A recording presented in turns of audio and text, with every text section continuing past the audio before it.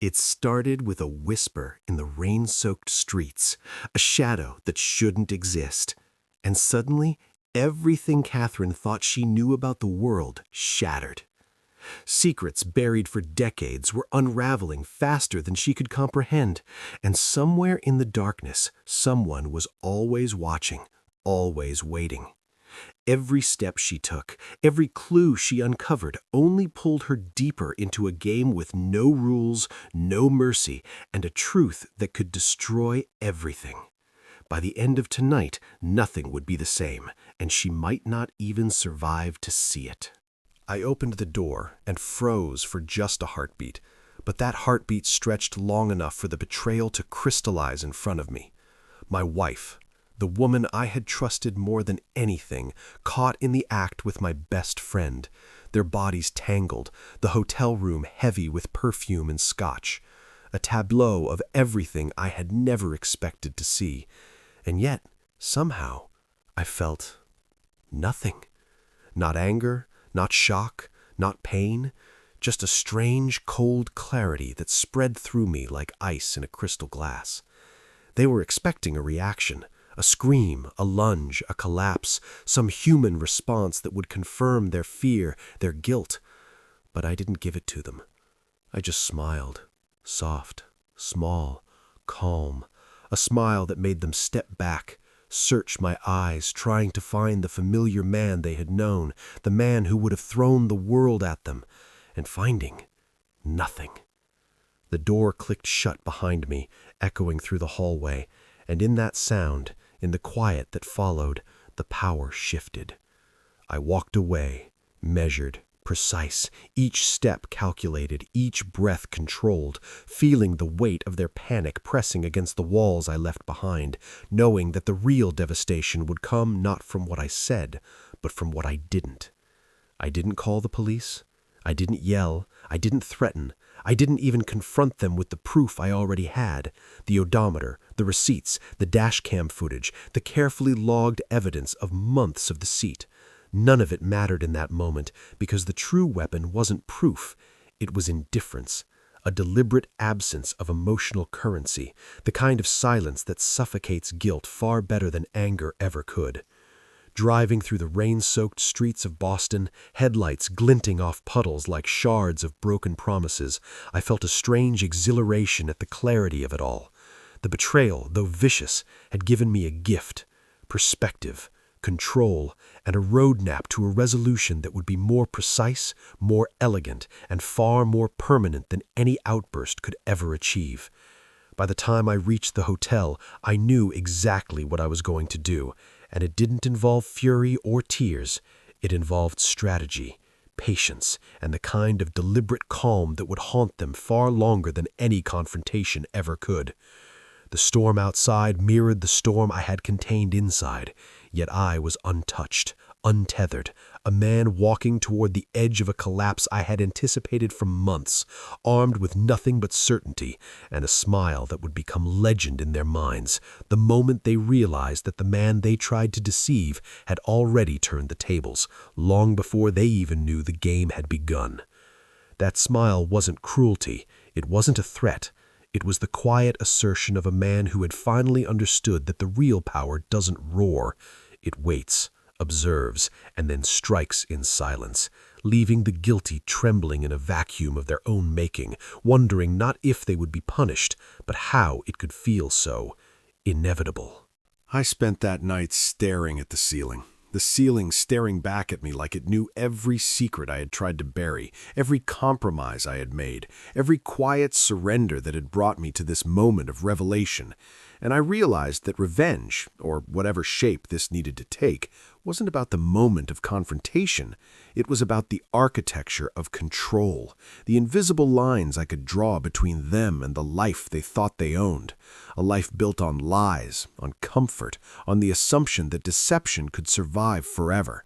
And yet, here I was, awake in the darkness, tracing every possible path, weighing every variable, cataloging every weakness, every pattern, every predictable impulse that had betrayed them to me long before I walked into that hotel room.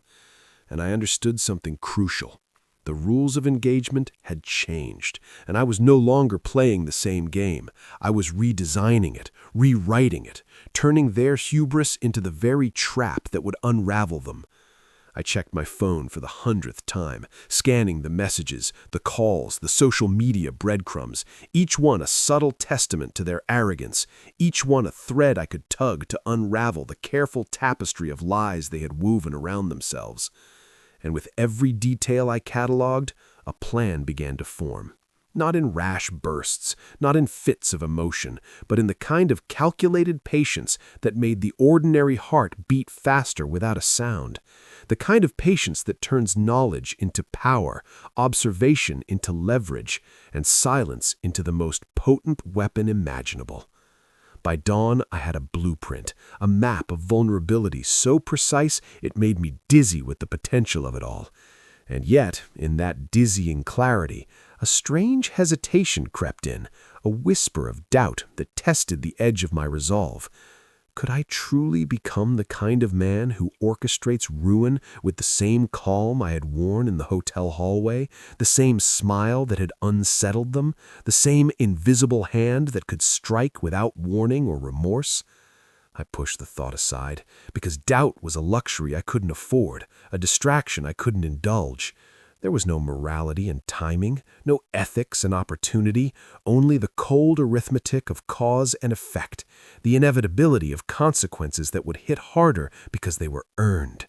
And in that inevitability, I found clarity. This wasn't just a game, it was a symphony of strategy, and I was both composer and conductor, orchestrating every note, every pause, every crescendo that would ultimately leave them exposed, trembling and gasping under the weight of their own miscalculations.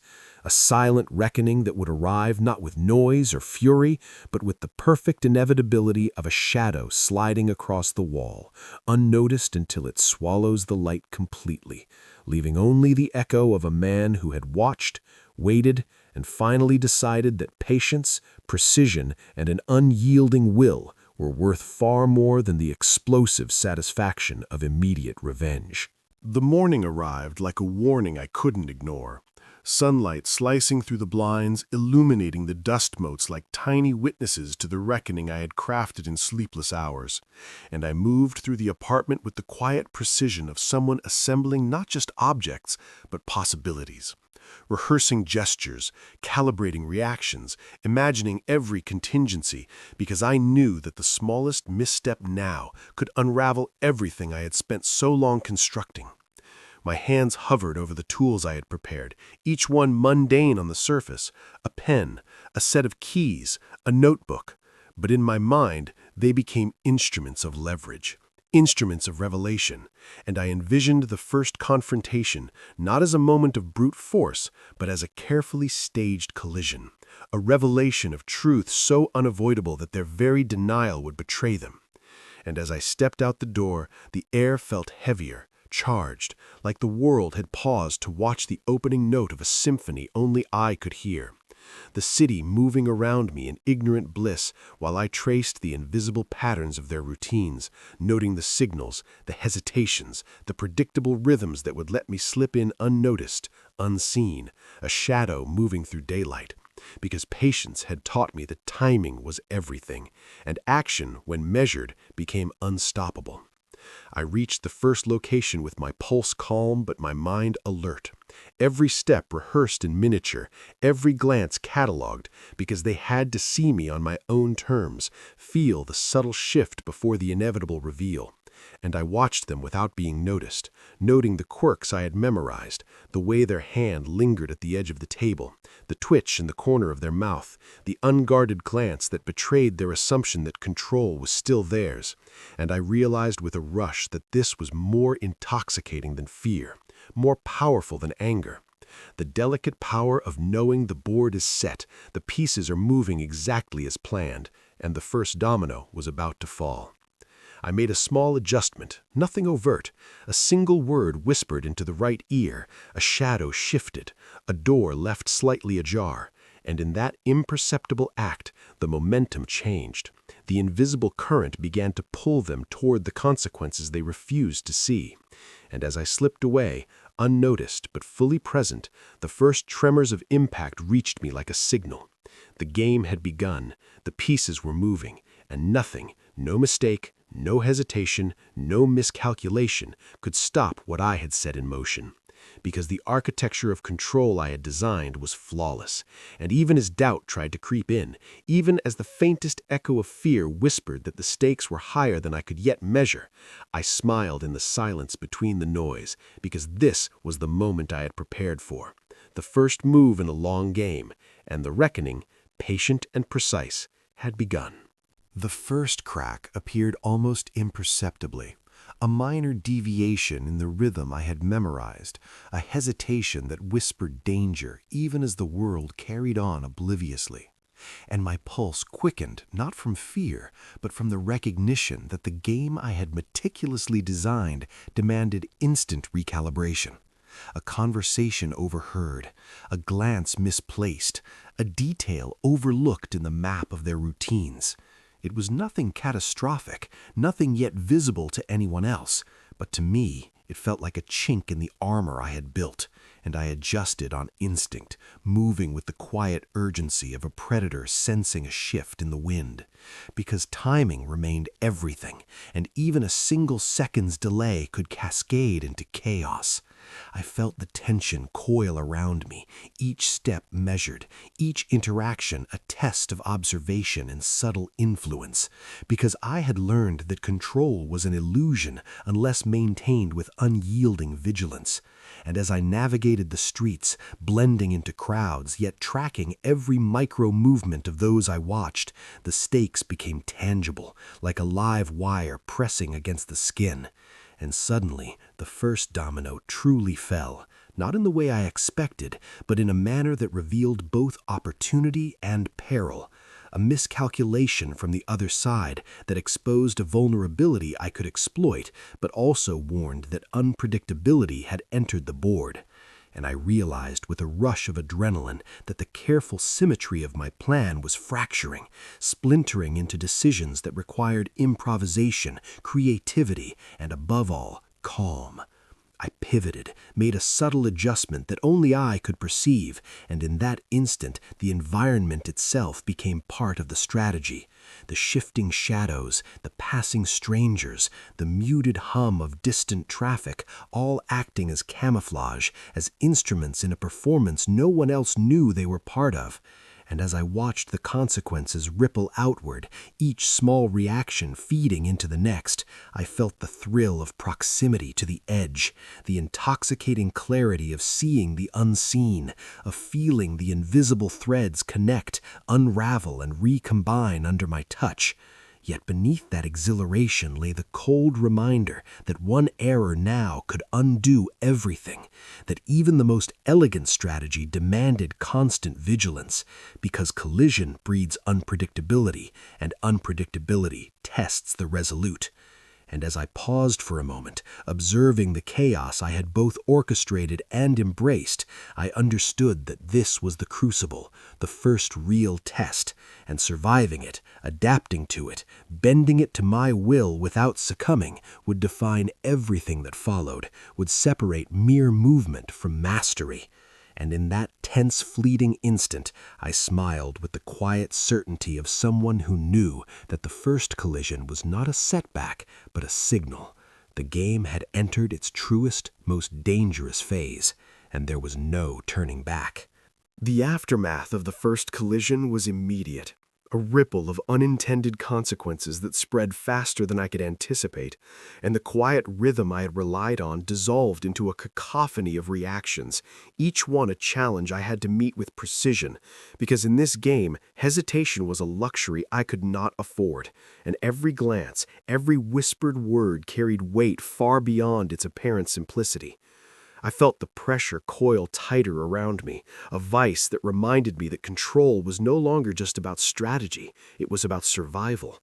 And as I navigated the streets that once felt like familiar terrain, every shadow seemed to hold a possibility, every stranger a potential complication, and I realized with a surge of adrenaline that the landscape itself had shifted. altered by the tiny disruptions I had caused and the even smaller mistakes of those I observed, creating a web of variables that no map could fully chart. My mind raced, calculating, predicting, adjusting, because each step now demanded anticipation and improvisation. And yet, amid the chaos, opportunity revealed itself in fragments, brief glimpses of leverage that I could seize if I acted without hesitation. And I did, moving through the turmoil with a predator's precision, even as tension gnawed at the edges of my composure, a constant reminder that one misstep could unravel everything. The people around me reacted in ways that were both predictable and bizarre, their micro-expressions betraying thoughts they would never speak aloud, and I exploited those fissures with careful subtlety, turning uncertainty into advantage. But the emotional weight of consequence pressed against me as well, a reminder that actions have meaning, that stakes are never abstract. And as the threads of my plan entangled with the unpredictability of human behavior, I felt the pulse of danger quicken, a tangible rhythm that matched my own racing heart.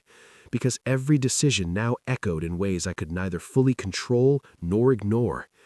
The tension became physical, a weight on my shoulders, a heat in my chest, as I realized that the first collision had not merely been a test of skill, it was a threshold, a gateway into a higher, more perilous game, where the rules were fluid, the players unpredictable, and the cost of failure immediate and severe. And yet, despite the pressure, a clarity emerged from the chaos, a razor-sharp awareness that every action, every subtle nudge, every observation mattered. And as I adapted, countered, and maneuvered through the escalating storm, I understood that the consequence was not simply a punishment or setback. It was the crucible that forged precision, the friction that honed instinct, and the moment where control, creativity, and courage would be tested in ways that would define everything to come. And with that understanding, I embraced the escalation, moving forward not with fear, but with a calculated confidence, because in this crucible, only the alert, the agile, and the relentless would survive. And the real game had just begun. The world narrowed to a series of rapid-fire decisions, each one more perilous than the last, and I felt the weight of miscalculations pressing against me like an invisible tide, threatening to pull me under before I could find footing, because now every shadow was alive with potential threats, every sound a signal that I had to decode in fractions of a second. And as the chaos swirled around me, my mind oscillated between strategy and instinct, knowing that hesitation could cost everything. The people I had underestimated, or perhaps misread, began to assert themselves, their unpredictable movements fracturing the careful patterns I had built, and I realized with a jolt that the first collision, the initial misstep, had triggered a chain reaction far larger than I had ever imagined. And now I was caught in its momentum, reacting to forces I had only glimpsed before, forces that demanded adaptability, courage, and precision all at once. And yet, amid the flurry, a strange clarity emerged, a hyper-awareness that allowed me to anticipate, to pivot, to exploit the tiniest cracks in the unfolding chaos. Because in this near crisis, survival was not about brute strength, but acute perception, and every micro-movement, every barely audible shift of attention carried consequences that rippled outward. My pulse raced, my senses sharpened, and the adrenaline that coursed through me was no longer just a response. It was a tool, a lens through which the storm became navigable, even as danger loomed from angles I could scarcely track, corners I could barely see, and decisions I had no time to second-guess.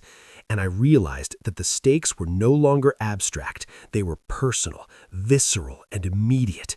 And as I maneuvered through the collapsing order, balancing risk and opportunity with precision, I felt the tension coiled tighter, a physical force that demanded not only action, but creativity under pressure.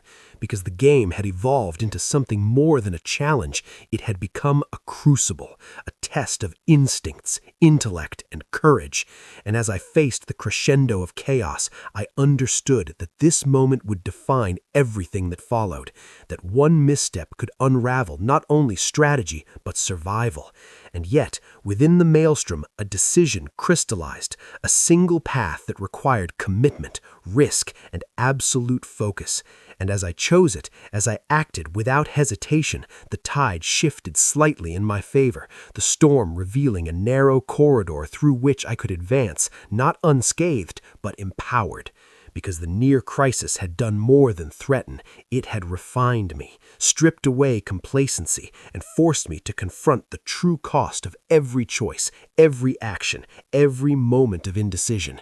And with that awareness burning like fire through my veins, I surged forward into the next phase, no longer merely reacting, but moving with intention, because the turning point had arrived, and everything beyond it would demand not only skill, but audacity, resolve, and a willingness to gamble everything for the prize that now seemed just within reach. Julian's silence became a weapon sharper than any confrontation could have been. As he returned to his corner office, the city lights blurred against the rain-streaked windows, reflecting his composure like a cold mirror, while somewhere upstairs, Catherine and Chase scrambled in panic, replaying every heartbeat of their betrayal. Julian didn't need to shout or demand explanations. The knowledge that he knew, that he had orchestrated every step of their exposure, was more devastating than any anger could be.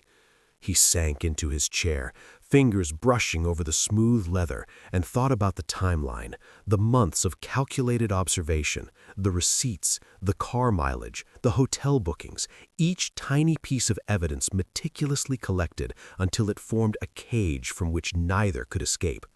Chase had thought confidence would protect him, charm would mask deceit, but Julian had waited for the perfect moment, watching them like a predator, counting the hours until the prey exposed its own vulnerability. The irony was intoxicating.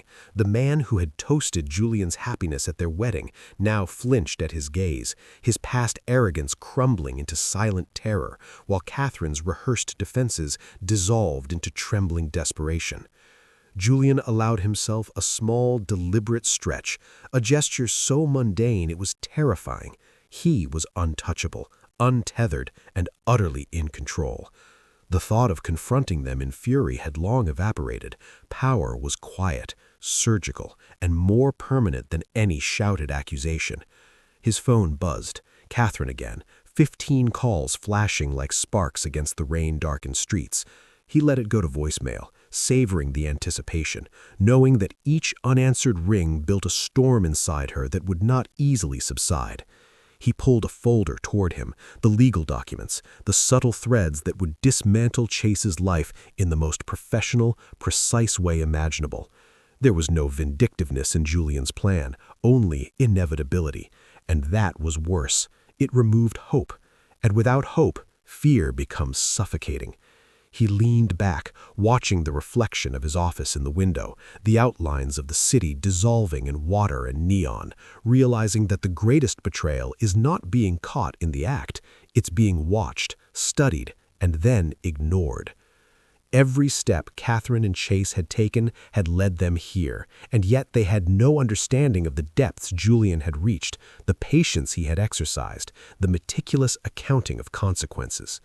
He allowed himself a soft, almost imperceptible smile, not for revenge, not for satisfaction, but because clarity had replaced chaos, and with clarity comes the coldest form of justice: indifference.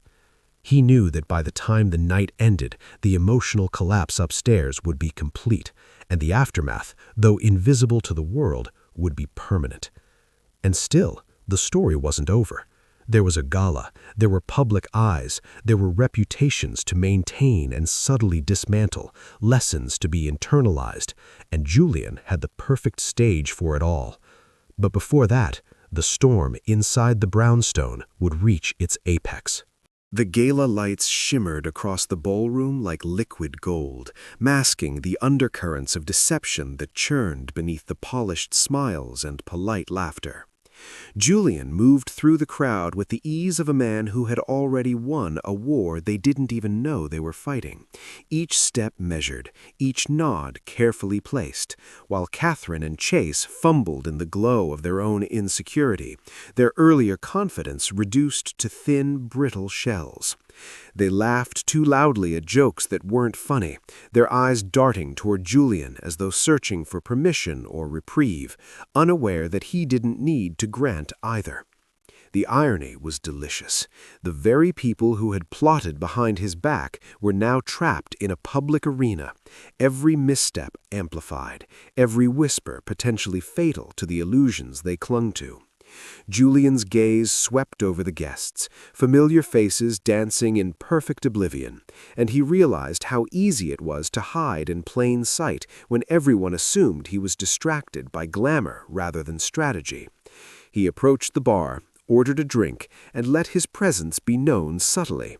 An elegant smile here, a nod there, each gesture a reminder that he existed as a silent judge, his awareness of their deceit making the air around them electric with tension.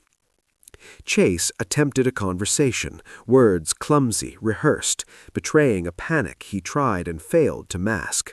Catherine followed, her tone sharp, defensive, but Julian heard the tremor in her voice, the hesitation between syllables where guilt had lodged itself permanently. He didn't confront them outright. There was no need. The performance was self-destructive, a mirror of the chaos they had unleashed when they thought him blind. Julian's mind, calm and meticulous, traced every possible outcome: the exposure of alliances, the collapse of reputations, the quiet unmasking that would leave them vulnerable in ways no one could repair. He imagined the whispers that would circulate after tonight, the subtle gaslighting of social circles, the strategic reveals that would make their arrogance implode in slow, exquisite clarity. And yet, he held back, allowing them the illusion of control, because fear, when self-inflicted, is far more potent than any punishment he could impose. He sipped his drink, letting the flavors anchor him to the present, while the storm of anticipation built like a crescendo behind every polite toast and polite laugh. In the shadows of the chandeliers, he saw their panic flicker and fade as they attempted to regain composure, and he understood that victory was not in confrontation, but in letting the trap close around them unnoticed, in seeing them destroy themselves with the very energy they had once directed at him. Tonight, the ballroom was both stage and arena, and Julian was the unseen conductor, orchestrating an unraveling that was inevitable, irresistible, and merciless, all while maintaining a veneer of elegance and calm that made it impossible to discern the storm that would soon consume them. The night had shifted from glittering elegance to something almost predatory, subtle yet unmistakable, as the first whispers began to snake through the edges of the ballroom like smoke, curling around unsuspecting guests, igniting sparks of doubt that threatened to ignite into flames of chaos. Julian watched it all unfold from across the room, a quiet observer cloaked in confidence, as Catherine and Chase became increasingly frantic, their carefully constructed facades cracking under the pressure of invisible eyes that seemed to pierce through every lie. A misdelivered remark, a glance held too long, a hesitant laugh, all became ammunition in the silent war that Julian orchestrated without a single word. The whispers carried fragments of truth, truths they had assumed were buried, truths that were now poised to explode, and Julian felt a rare smile tug at the corner of his mouth. He knew that once the seed of doubt took root, it would grow faster than any direct confrontation could achieve, consuming their composure, unraveling alliances, and forcing them to reveal more than they ever intended. Around them, the gala continued as if nothing had shifted, chandeliers refracting light into the room, musicians playing melodies that now seemed like an ironic soundtrack to their unraveling. Chase's hand trembled slightly as he reached for a glass of champagne. Catherine's eyes darted anxiously toward familiar faces, silently pleading for validation or rescue that would never come. Julian stepped closer to the periphery of their awareness, a shadow among the brilliance, and yet his mere presence distorted the atmosphere, turning mundane interactions into tense negotiations, casual remarks into potential betrayals. Every step he took, every calculated glance, amplified the tension. He didn't need to speak, because he had engineered a situation where words would betray them before they even formed. And as he observed, he realized that the most dangerous weapon was not confrontation, but anticipation, letting them predict their own downfall while remaining blind to the architect behind it. Secrets spilled in small doses, fragments of confessions, sideways glances, hesitant admissions that revealed more about character than 1,000 interrogations ever could. Julian savored it, the subtle artistry of dismantling someone with their own momentum, knowing that fear and suspicion are far more precise instruments than anger or force. By the time the first explosion of whispered revelations spread like wildfire through the room, he would be ready, unshaken, the eye of a storm that others had unknowingly built around themselves. And in that moment, the fragile veneer of civility would shatter entirely, leaving Catherine and Chase exposed not only to the world, but to themselves, forced to confront truths they had spent too long ignoring. The ballroom, once a haven of superficial charm, had become a labyrinth of tension, and Julian, ever patient, watched the threads of control tighten, knowing the fall was inevitable, perfect, and utterly irreversible. By now, the ballroom was no longer a place of celebration. It had transformed into a stage for unseen battles, a theater where every gesture, every glance carried the weight of impending consequences. Julian's whispers had already sown their seeds, and now the first visible fractures began to appear. Catherine fumbled her words during a toast, her carefully rehearsed charm faltering under the invisible scrutiny, while Chase's confident posture betrayed subtle tremors that no one but Julian could read. It was in those tiny cracks, the hesitation in a smile, the microsecond delay before a laugh, the faintest tremor in a hand, that Julian found his triumphs, savoring the irony that the stronger they tried to appear, the faster the world around them began to unravel. Conversations shifted, alliances wavered, and the energy in the room became electric, a taut wire ready to snap. Julian moved with an almost imperceptible grace, not forcing anything, but letting the tension do the work, knowing that real power lies in orchestrating chaos without ever raising a hand. And then it happened. The first confrontation, subtle yet devastating. A misheard remark, a poorly timed comment, something small that ignited the first sparks of panic. Guests looked around, sensing something unspoken, some invisible pressure pressing down on them, and Catherine and Chase felt it most acutely, their world tilting, familiar structures failing to support them. Julian's eyes flicked over them, noting every micro-expression, every involuntary reaction, like a predator circling unaware prey, appreciating how fear and suspicion could be sculpted with nothing more than presence and perception. The whispers, once subtle, began to roar inside their minds, a relentless drumbeat of anxiety and doubt that no charm or logic could silence. Each attempt to regain control only served to tighten the grip of Julian's unseen influence. Every strategy they tried to implement backfired, their overthinking amplifying the consequences instead of averting them. And yet Julian was patient, savoring the moment when inevitability collided with arrogance, when Catherine's defiance and Chase's bravado would crumble entirely, leaving them exposed in a way that was both humiliating and unavoidable. Around them, the gala continued, oblivious to the storm brewing within its walls, a stark contrast to the personal chaos Julian had engineered. Every laugh, every clink of a glass now felt loaded with unspoken tension, a soundtrack to the silent disintegration unfolding at the center of the room. By the end of the night, the first true casualties of manipulation would emerge, not through direct attack, but because Julian had mastered the art of waiting, knowing exactly when to let the shadows strike, and striking with precision when they were at their most vulnerable, ensuring that the fall would be complete, absolute, and impossible to reverse. The aftermath of Julian's quiet orchestration was already beginning to ripple through the ballroom, invisible lines snapping and reshaping the social landscape like an unseen hand tipping dominoes. Catherine's carefully constructed persona, once polished and commanding, now trembled with cracks too obvious to ignore. Every misstep she made magnified under the invisible microscope Julian had trained on her. Chase, who had prided himself on control and foresight, found himself second-guessing every word, every glance, every gesture, as if the room itself conspired against him.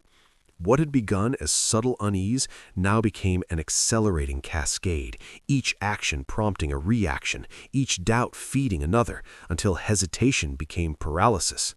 Friends and allies who had once seemed loyal began drifting subtly, their trust eroded not by confrontation, but by the invisible currents Julian had set in motion.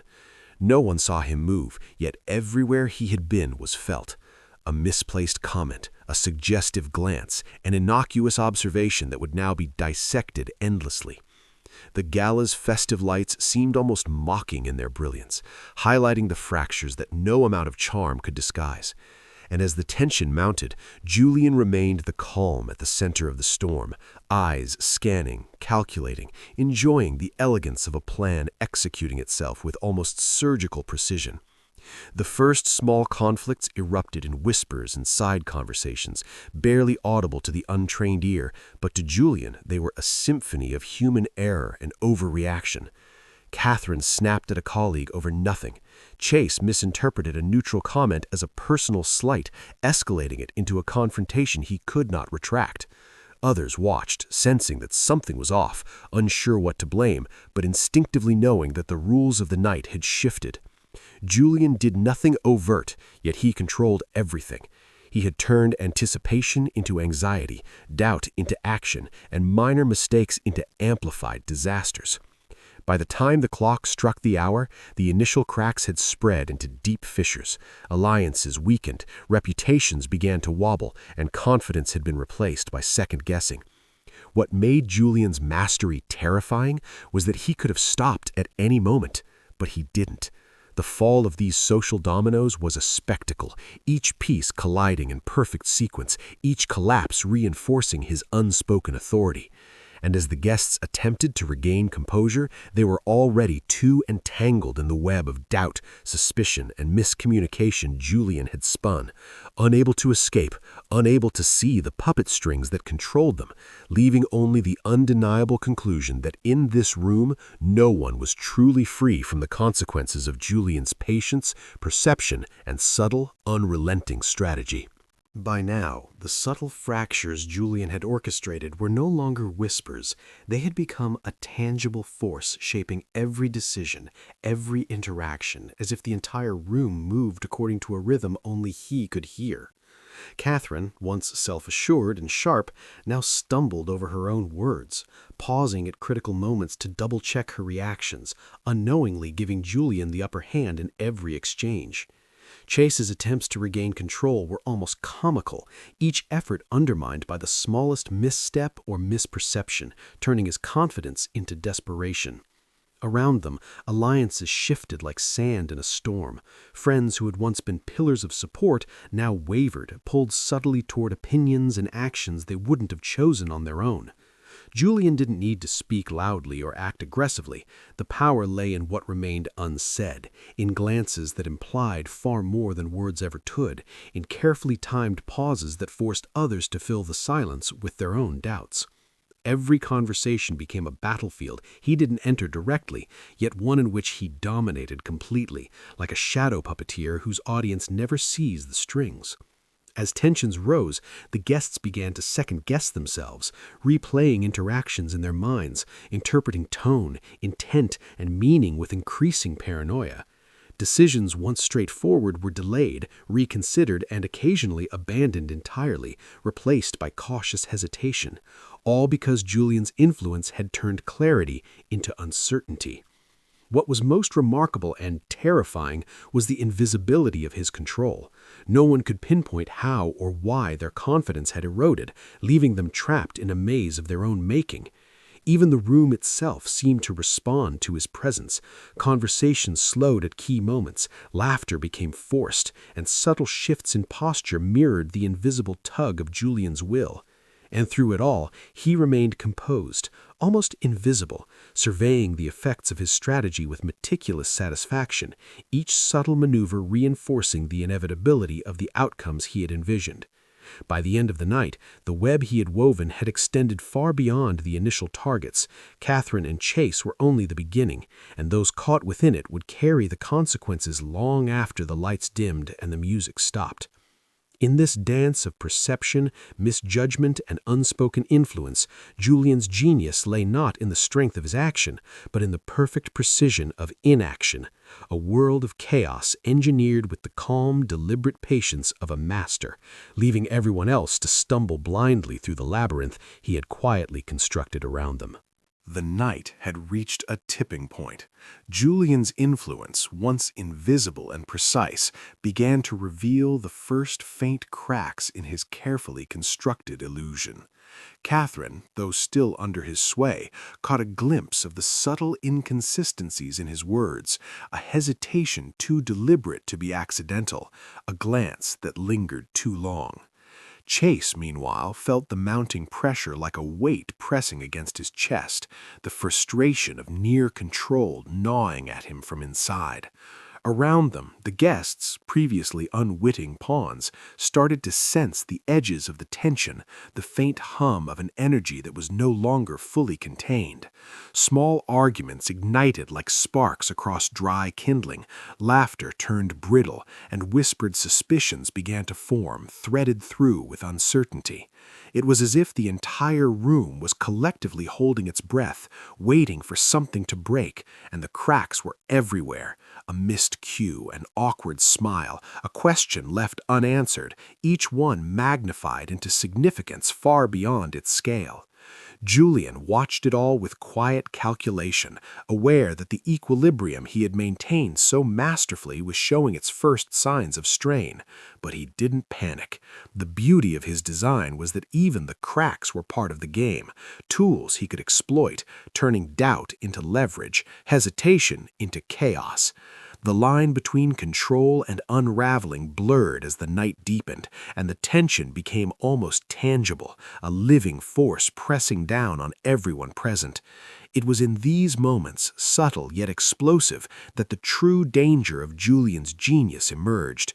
Even as the carefully balanced manipulations began to falter, the fallout would be more devastating than if he had acted with brute force. Every misstep, every faltering glance, every uncertain word was a thread in the expanding web, and the trap was tightening, drawing Catherine, Chase, and the rest inexorably toward consequences they couldn't yet imagine. The stakes had shifted. What had begun as a subtle game of influence had evolved into something larger, something unstoppable. By the time anyone realized the magnitude of the situation, the damage would already be done, and the full scope of Julian's control and the chaos he had orchestrated would leave a mark that none of them could erase. The first real consequences hit like a shockwave.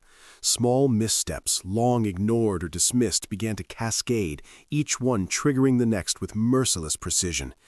Catherine's doubt, once a flicker, grew into a tangible unease that she couldn't shake, and in moments of vulnerability it slipped into subtle acts of defiance, tiny choices that seemed insignificant but were noticed by Julian, who catalogued each one like a general tracking enemy movements. Chase, caught between instinct and logic, started to react impulsively, his frustration leaking into sharp words and misjudged actions, each of which only played into the pattern Julian had long anticipated. Around them, the social environment, the party, the gathering, the carefully curated space shifted almost imperceptibly, like a room tilting on a slow axis. Guests whispered behind hands, glances darted with suspicion, and tensions mounted to a point where the air itself felt charged. Every conversation became a minefield. Every casual remark carried weight, carrying hidden implications that could tip the balance in an instant. Julian's control, though still formidable, was now being tested not by external forces, but by the very instability he had sown in others. And yet, paradoxically, this unraveling only amplified his presence. He thrived in the cracks, maneuvering with fluidity, turning uncertainty into leverage, tension into opportunity. Decisions were made with a half-second hesitation, reactions overblown, trust fractured in ways that could never be fully repaired. It was like watching dominoes fall in a pattern too intricate to predict, each piece knocking the next off balance, yet all under the silent guidance of a hand unseen.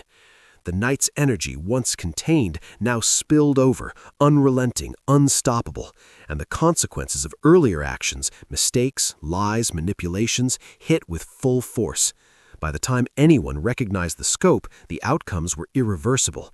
Relationships strained to breaking, alliances fraying, and power dynamics shifting in subtle but irreversible ways. Julian observed it all with the calm of someone who had foreseen every eventuality. Yet even he allowed himself a flicker of anticipation for the chaos to come.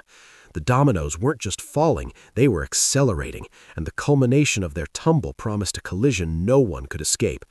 The night had crossed a threshold. What had once been contained as tension had erupted into consequence, and from here there was no turning back. Everyone present, whether they realized it or not, had become a participant in a force far larger than themselves. And as the chain reaction surged forward, it became clear that the game had moved beyond strategy. It was now pure survival. Everything reached a breaking point, the invisible tension snapping like a taut wire under too much strain. Catherine's doubts erupted into confrontation, words laced with fear, anger, and a truth she had held back too long, colliding with Julian's calculated calm in a clash that made the room tremble with unspoken stakes. Chase, pushed past instinct into desperation, made choices that were reckless yet unavoidable, his actions a mixture of defiance and self-preservation, each one sparking reactions that spread through the group like wildfire. Secrets, long buried and carefully hidden, began surfacing with devastating timing. Whispers became accusations, accusations became fights, and the carefully maintained facade of civility shattered, leaving raw nerves exposed in every corner. Julian, who had orchestrated tension for months, faced the only variable he hadn't fully controlled: human unpredictability at its most volatile. His strategies, precise and intricate, collided with emotion-driven chaos, creating fractures in his carefully laid plans. Alliances fractured instantly, loyalty was tested, and those who had once seemed secure in their positions now wavered under the weight of immediate consequences. The room itself seemed to pulse with intensity, every glance and gesture magnified, every silence pregnant with threat. The stakes were no longer abstract, they were visceral, immediate, impossible to ignore. As decisions were made in seconds, the outcomes began to cement themselves irrevocably. Careers, relationships, and trust teetered on the edge, one misstep from total collapse. For the first time, Julian experienced that rare, disorienting feeling of losing control, not entirely, but enough to be aware of the peril, enough to sense the true magnitude of what he had set in motion. Each character was forced to confront their deepest fears, their most suppressed instincts, and the choices they made now carried the weight of irrevocable consequence. Chaos was no longer optional, it was mandatory, unavoidable, a force sweeping through every interaction and leaving scars that would last long after the night ended. The emotional tension, so carefully built over time, now hit with the intensity of a storm, leaving no room for pretense, no space for retreat, and no margin for error.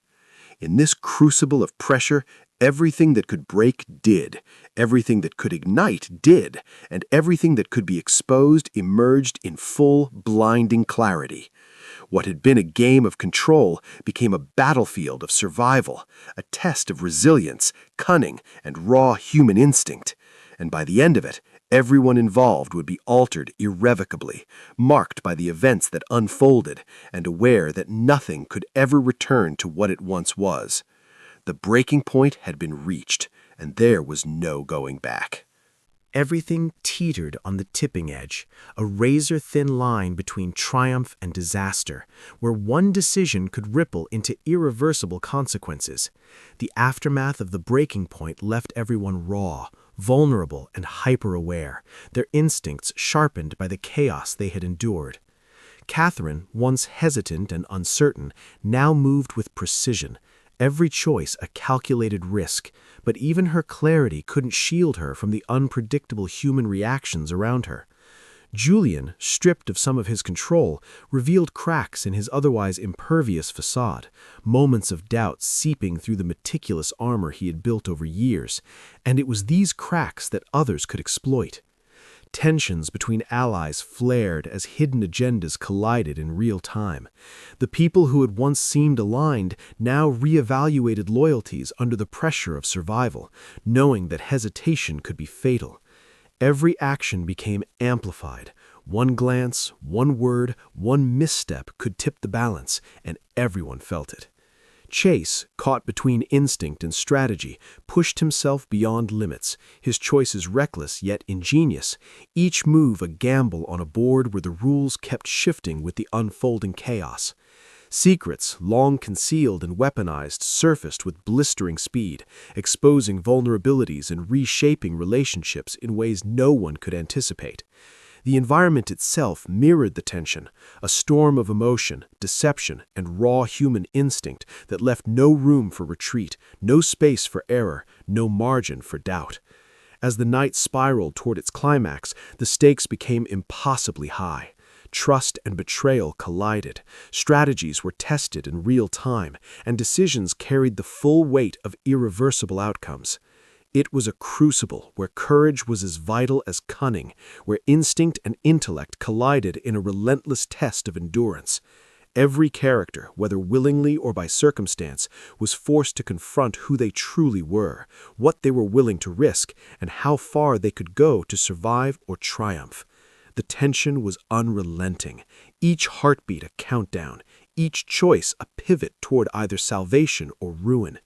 In this volatile atmosphere, moments of brilliance and moments of failure were inseparable, creating a tapestry of suspense so dense that every second felt like an eternity. By the end of this module, the tipping edge had been crossed, alliances were reshaped, truths revealed, and the stage set for the final reckoning.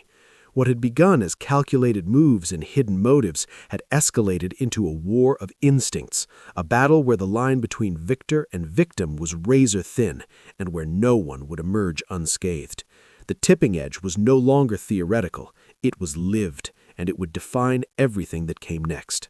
The moment of reckoning had arrived, and it was heavier, sharper, and more inevitable than anything that had come before. Every choice, every hesitation, every hidden motive, the entire journey converged into this single unrelenting instant where consequences could no longer be postponed or avoided. Catherine stood at the epicenter, her mind racing, heart hammering, aware that the decisions she made now would define everything, her survival, her legacy, and the truth that had remained elusive for so long. The air around her seemed charged, as if the universe itself held its breath, watching to see who would rise, who would fall, and who would pay the ultimate price. Julian, once a master of manipulation and control, felt the walls of his carefully constructed world crumble with every passing second. Every lie, every calculated move, every subtle scheme that had kept him ahead was now exposed to the brutal glare of reality. He could no longer rely on deception. He had to confront the consequences, raw and unfiltered, and the weight of that realization pressed down like a physical force. Around them, allies and adversaries alike were forced to reckon with their own choices. Every bond, every alliance, every whispered promise was tested as tensions erupted, truths were revealed, and the undercurrents of rivalry and loyalty collided in violent, unpredictable ways. Some alliances shattered instantly, leaving only fragments of trust behind, while others proved unbreakable, forged in the fire of shared risk and desperation. Every character, every player in this intricate web faced their own mirror, reflected in the intensity of the moment, their ambition, their fears, their desires, and the stark reality of who they truly were when the stakes were highest. The unfolding chaos was almost hypnotic in its precision. Catherine moved with a mix of calculated strategy and instinctive reaction, every action measured, every decision a gamble, yet imbued with the clarity that only comes when one's survival and integrity hang in the balance. Julian reacted, countered, and adapted, but even his brilliance faltered under the pressure, the cracks in his armor widening with every exposure. The tension between them wasn't just personal, it was systemic, structural, a collision of power, will, and intellect that had been simmering from the very first module. And yet, amidst the chaos, moments of brilliance emerged, decisive actions, sudden revelations, and unexpected alliances that shifted the balance in ways no one could have anticipated. It was a delicate, terrifying dance, where a single misstep could lead to total collapse. Secrets that had been buried, concealed, or manipulated for weeks or even months exploded into the open with shocking clarity. Betrayals were exposed, intentions unveiled, and hidden strengths revealed, reshaping the landscape of relationships, power, and control. Every revelation brought new stakes, forcing characters to reconsider their strategies, their trust, and even their sense of identity. The tension was relentless, and yet there was an underlying rhythm, a sense of inevitability that drew every participant forward, towards truth, towards resolution, and towards the consequences that could no longer be avoided. As the final confrontations unfolded, courage, intelligence, and resilience clashed with desperation, recklessness, and hubris. Victories were hard-won and fleeting, mistakes were costly and unforgettable, and the weight of choices pressed down like gravity on every decision. Catherine's perseverance became a beacon, not just for herself, but for those who had trusted her, those who had faltered, and those who now realized the true cost of their actions. Julian, confronted with the full impact of his manipulations, had to reconcile brilliance with failure, ambition with consequence, and control with surrender. And in the end, it was not brute force or luck that decided the outcome, but clarity, courage, and the unwavering recognition of what truly mattered when everything else fell away. When the dust finally settled, the world had changed. Every character had been transformed, every relationship had been tested, and every secret, betrayal, and triumph had left its indelible mark. The reckoning had not merely concluded the story, it had defined it, crystallizing every lesson, every risk, every victory, and every failure into a lasting truth. What remained was not just resolution, but understanding, a sense of consequence, and the awareness that the journey itself, the choices, the tensions, the revelations, had reshaped everyone involved. Catherine stood stronger, wiser, and irrevocably changed. Julian faced the weight of reality with a clarity he had never known, and the world they navigated was no longer the same as it had been at the beginning. The reckoning, as terrifying and intense as it had been, left a sense of closure that was as satisfying as it was profound. Every tension had been resolved, every arc concluded, and every lesson etched into memory. The story had reached its climax, a crescendo that balanced suspense, emotion, and insight, leaving the audience not only entertained, but profoundly impacted by the journey they had witnessed. This was the ultimate conclusion, the final chapter, the moment where all threads intertwined and the story's true meaning became unmistakably clear. And though the narrative ended, the resonance of every choice, every risk, and every revelation would linger, a testament to the stakes, the struggle, and the unyielding human spirit that had carried it all. The reckoning was complete, but its echoes would last forever.